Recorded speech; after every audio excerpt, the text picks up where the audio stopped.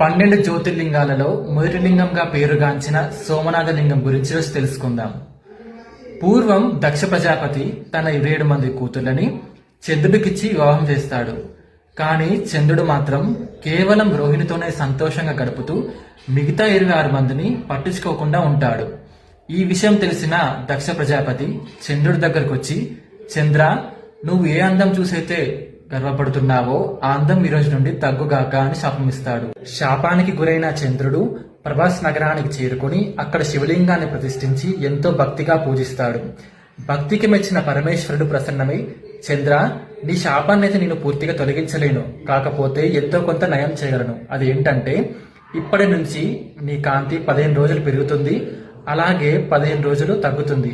ఇదే శుక్లపక్షం కృష్ణపక్షంగా మారింది. అప్పుడు చంద్రుడు పూజించిన లింగమే ఇప్పుడు సోమనాథ లింగం. ఆ పేరు ఎలా వచ్చిందంటే, సోముడు అంటే చంద్రుడు, నాథ్ అంటే ప్రభు, చంద్రుడు ప్రభు అంటే పరమేశ్వరుడు. ఓం నమ శివాయ.